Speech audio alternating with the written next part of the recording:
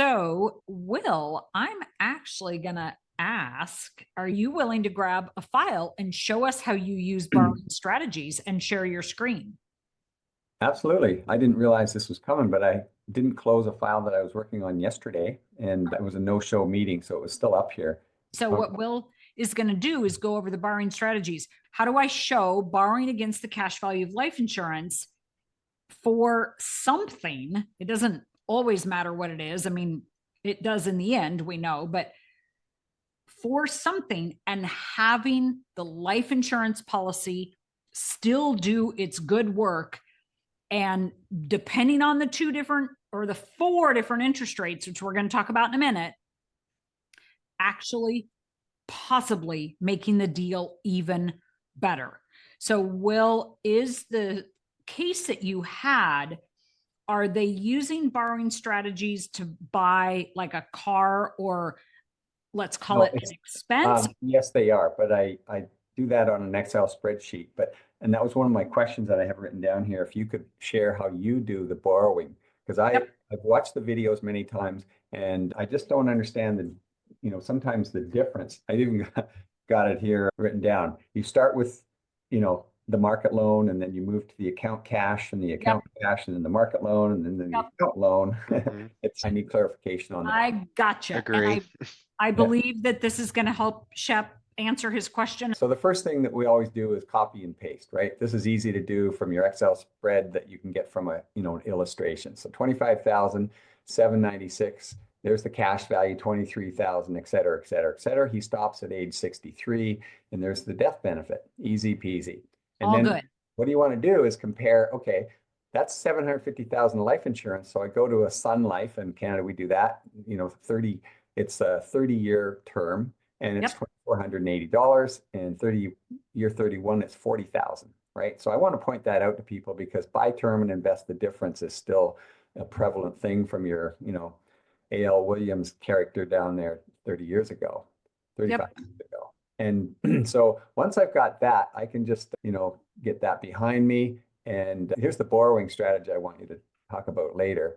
But so let's get rid of that. And behind this, the first section that I want to show is this really incredible screen. And this is called Uh-huh. funding illustration. There it is up in the corner. Yep. And so the nice thing about that is, so this disappears. So I load all those numbers in here, easy peasy, just right here, load them up, and they show up instantly. And so here's my permanent life insurance. And if I wanted to, I could go like this and click and say, okay, the permanent life insurance internal rate of return is 4.9. Okay, easy. He's 44 years old or 43. This is the next year. And so I can put this number over here and I compare it now with buy term and invest the difference. Yep. Now I've already talked, I like this column that you've added here because in year 3, you can see that he's putting in 25,000, but it grew by 27,000, the increase that year alone. And so now I've got, because he's wondering, wait a minute, I put in 25,000, I got 23,000, and I do it again, I've only got 47,000 in there.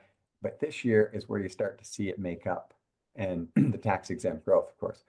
So now, if I put in the management fees, the average in Canada is around 2% for a mutual fund fee. Okay. And the tax bracket is 48%, but not all of it's taxable. So let's give it a 28%, being very conservative. Okay. Oh, here, wait. I want to go back and do that pretending with the alternative account. Now let's pretend that I have an alternative account. I've got the 25,000, same amount I'm putting into the policy, but now I want to buy term and invest the difference. Just like you were, your mutual fund guy told you to do. So, but let's compare that with the same interest rate that the insurance policy is paying day in and day out. And I like what Todd says, is done day in and day out, is doing currently, Yep. no Very, very important column right there because so many people don't understand since the life insurance is clearly negative in the early years, we get confused with negative cash value versus negative interest rates. Yeah. And So so we're this is going to give helping. this immediate 4.9 right Yep. away. It's by term. That's the alternative account again. So now I'm going to add the management fee. Well, if I add the management fee, watch this number up here. It goes from 4.9. Well, now I have to get 704 to match just what the permanent life insurance is doing. Well, how do I do that? Except, I've got to do this management fee of some kind or go to the stock market of some kind. But plus, remember, we have tax exempt growth in Canada. We call it tax exempt growth. And Sure. it's, in Alberta, it's 48% taxable. But, we want to be conservative. And in reality, their tax bracket with dividends and everything would probably be around 28%. So we're being fair that way. And you can see that the fees plus the taxes are taking away. So now I've only got 26,100, but I've got no insurance. If I included the insurance for 30-year term insurance, that takes 2481 per year, and add that to the equation.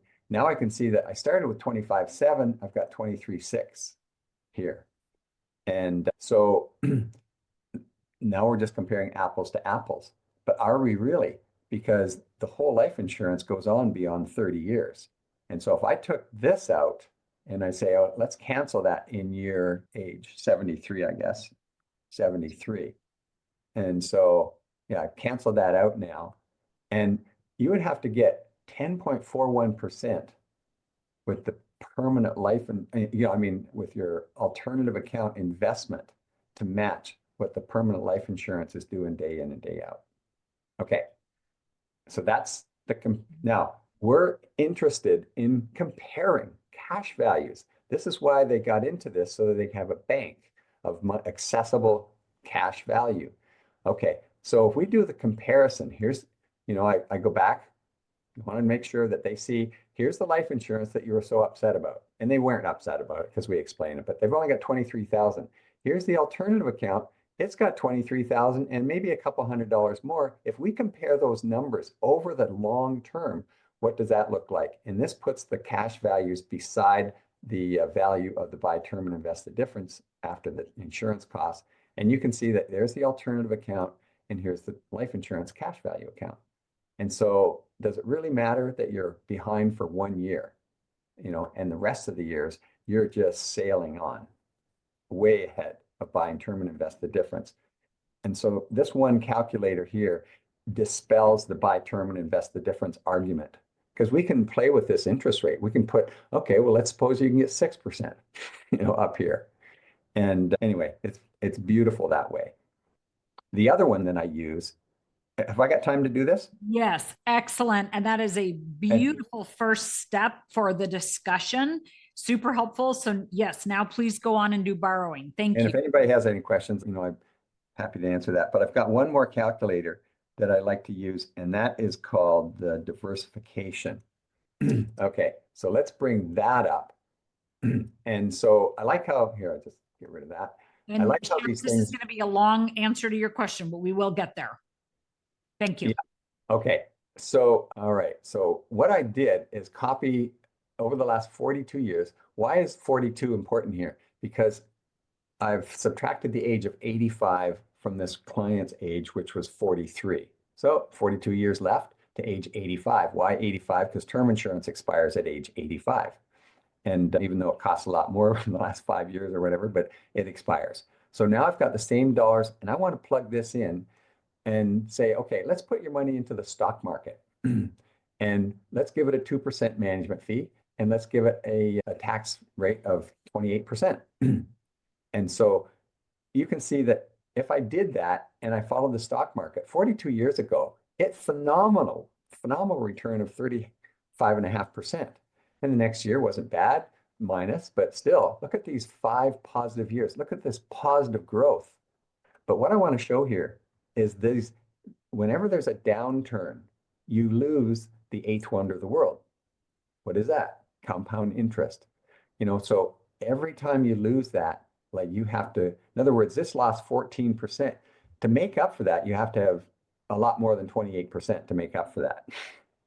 Or no, maybe it's not that much. Maybe it's only, I don't know, I forget what it is to make up for that. But at any rate, then you can see these negative years take away from everything. And last year, and I'm using the Canadian markets, by the way, so it was 17.99. So if we look at this and compare, okay, that says after the fees and taxes, it was a net return of 2.93%. And then I want to bring in the insurance. Well, now I've got to pay for that 2780 for insurance that I talked on the other screen about. And so if I bring that, sorry, 2481, now I've got 750,000 of insurance, term insurance for 30 years. That brings that into play. But it also is a cost that most people don't recognize. And it brings my stock market return compared to the whole life down to 0.14% compound annual growth rate. And so if I take that out of there, I go, okay, let's just forget about the insurance. Do you remember what the permanent life insurance return? And usually they can remember it. Okay, it's 4. Sure. And that's basically my whole thing. But the discussion involves, these numbers here. And it just plays it out quite well.